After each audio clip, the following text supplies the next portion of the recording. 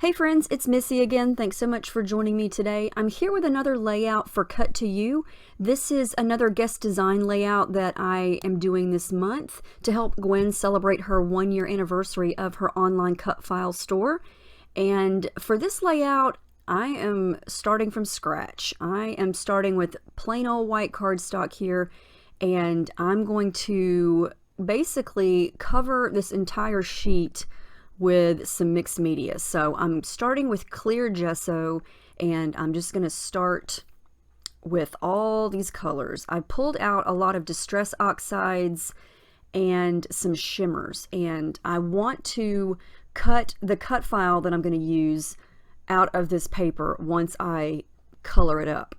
So I haven't used my distress oxides in a while, and I just forget sometimes how amazing they are. I'm just very lightly brushing each pad of different colors over the background. I let the gesso dry, and then watch what happens when you add water.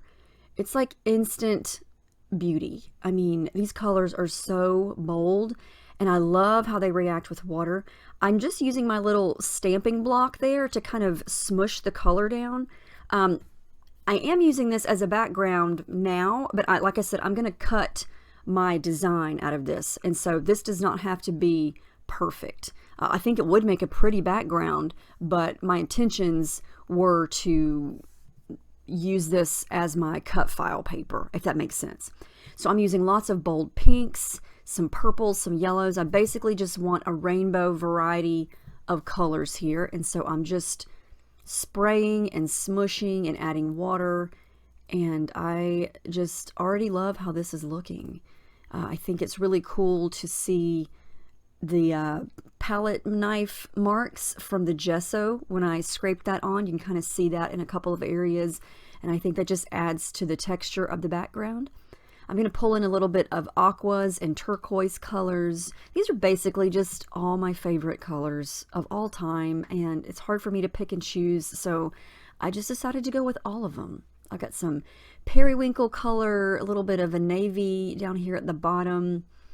And some of these colors are going to overlap and blend, but I'm just trying to keep them a little bit separate so I don't create any muddy colors. Here comes some greens.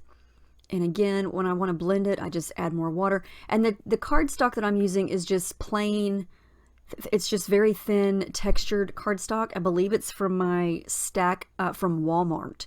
It is definitely not heavy duty, but the gesso is very, very helpful in making it a little bit tougher and prepping the background or the paper for all of this water and liquid that I'm adding. You can kind of see there when I pick up the end of it, it feels very thin and flimsy at this point. But I am going to let it completely dry, and off camera I am going to add my heat tool to it to speed up the process, because you definitely do not want to stick a damp piece of paper through your Silhouette Cameo or your Cricut. There's no way it's going to cut. It's just going to completely shred it. So I wanted to make sure that this was completely dry before I did that. So I just loved watching this come together. It was so fun to make. I love rainbows, and I just felt like this was so pretty, and I almost didn't want to cut it up. That happens to me a lot when I make backgrounds, and it's so pretty, and I don't want to stop. I just want to keep adding and keep going, and I love how it looks, and I usually don't want to cover it up, or in this case, I don't want to cut it, but I think it's worth it once you see how it turns out. So I let that dry just a little bit, and then I watered down a little bit of white acrylic paint, and I'm just going to splatter that down.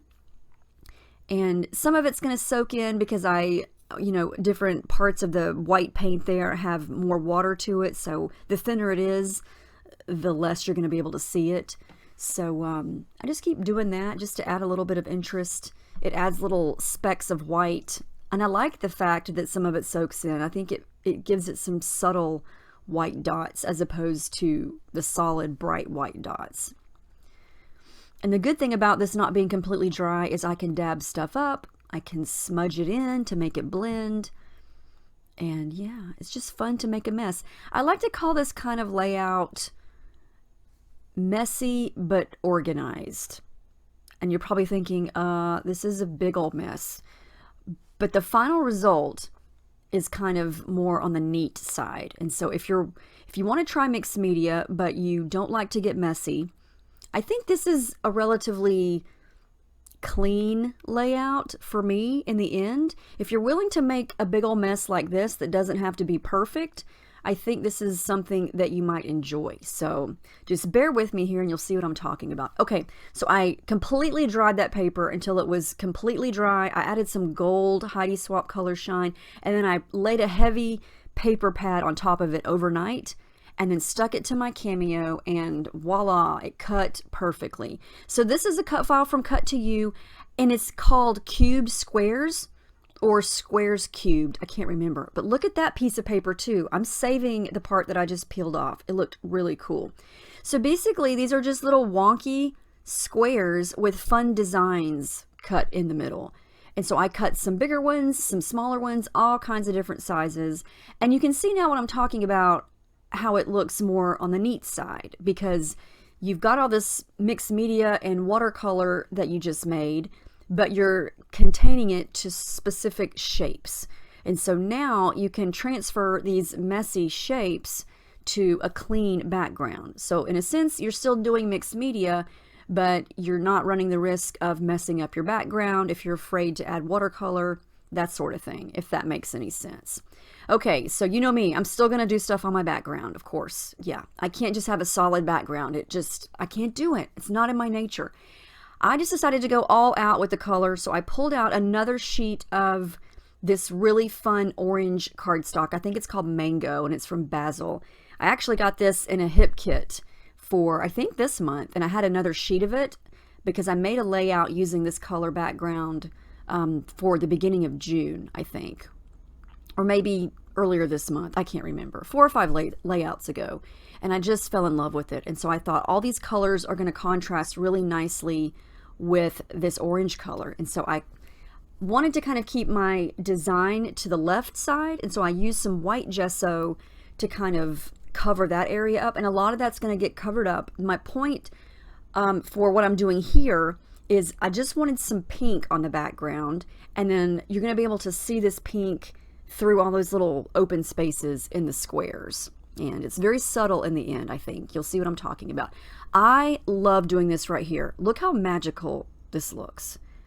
I love spraying color onto the paper and then spritzing it with water and then just turning the paper this way and that way and just watching it run. I'm addicted to doing this. I love the result. You don't have to use a brush for this.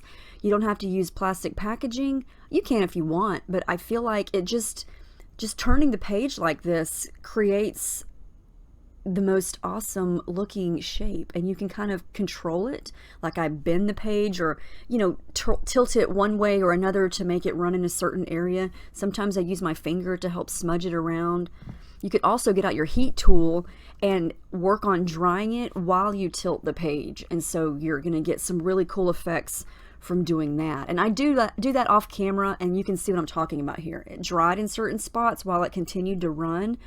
I love that look there in the middle. And again, I don't want to cover that up, but you know what? It's going to get covered up, and it's okay because I can make another one. All right, so I'm going to use this black and white photo. It's very similar to another photo that I scrapped recently. It's not the same photo, but it was taken at the same time. This one's black and white. I felt like that was the best option for this layout because I'm not using a particular collection. Like I said, I'm making this from scratch, and so I knew I wanted to use tons of colors, so I thought let's just go with a black and white photo to really make the photo stand out and not clash with all these colors.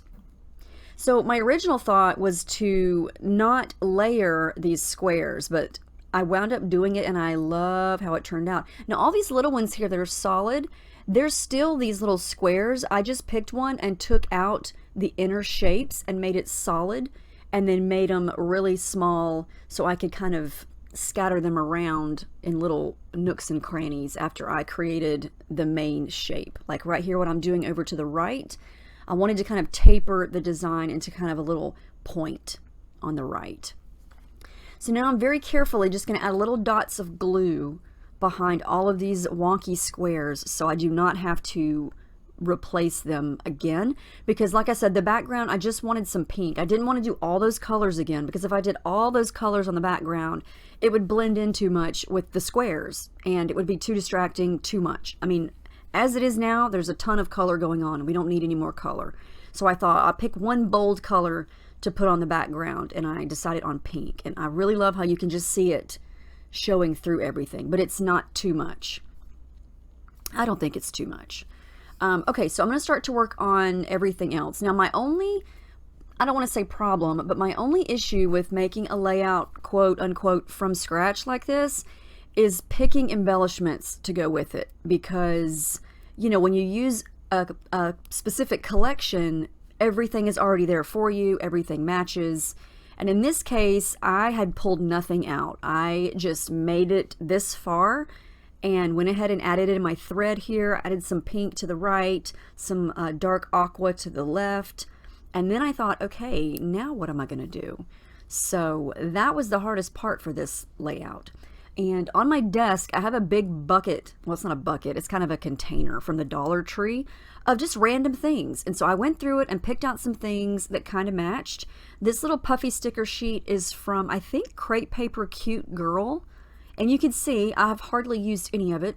These are some Pink Fresh Studio puffy hearts from, I can't even remember what collection. They're probably at least a year old.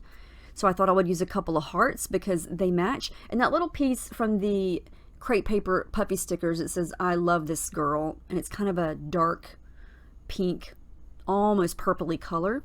I pulled out these thickers that I happened to find at Walmart a few months ago. I think they're from a Crepe Paper collection. Hadn't even opened them until now. And I loved this love piece here. I love the font and I love that big swoopy L. And I thought black would be good since my photo is black and white. I bet a lot of you have these stickers, or you had them. They're from Amy Tangerine a couple years ago. They're transparent, but they're colored, and I love that. So I thought I would use orange at first, but it blended in too much. So I'm going to go with the pink. And my title is going to be the most probably used title ever. Love You. I mean, when in doubt, you're probably going to have a sticker that says love, you know, and this photo is just another cute selfie. I love these moments with my daughter, and when she's in the mood to take selfies, you better believe I'm going to do it. And, you know, you can't go wrong with Love You as a title. All right, so I took a break, tried to pick out some other things, decided to add some more thread. So I pulled out the yellow color and then this minty light aqua color to go at the top. So now I've got thread on all four sides, and it's very subtle. You can barely even see it. It just adds some texture and some color, and in person up close you can definitely see it, but I think it just adds a little bit more subtle texture to the bottom and the top and the sides. And yeah, I love me some texture. And I did not glue all the squares down completely because I wanted them to kind of bend up off the page to give some dimension. Now I'm not done here. I usually do my journaling at the end, but in this case I knew where it was going to go, so I went ahead and drew my lines and added in my journaling with my black fine tip Sharpie. And then I pulled out, this was some newer things here. This is the current Heidi Swapp collection. I think it's Color Fresh. And I'm going to use a couple stickers from that because the colors just make me so happy and they match. That little piece that says Choose Happy. It's a little bit pinker than I wanted, but in the end I think it matches okay. So a couple stickers from there, and then I'm going to use a couple of chipboard stickers from the new Vicki Boutin color kaleidoscope as well. And before I forget, all through the remainder of July over at Gwen's shop, Cut to You, you can get 20% off all of her digital cut files if you use the code HEARTMISSY, HEARTMISSY, and I will put that down below in the description box so you can see that. So if you shop at her store, you can get 20% off. So here's where I added onto my title. It's still very, very, you know, typical. Love you so much, but that's okay. I wanted to use that so much, and I layered in a Heidi Swapp heart under that. And then this little piece says smile. This is a little tab label type thing that says remember this, and it's going to be able to be read through one of those little open spots in the wonky squares. And I don't add a lot more because I feel like it's plenty busy. I love the open space of the orange. I feel like you need that open space since the left side is pretty busy, but I love the colors in this.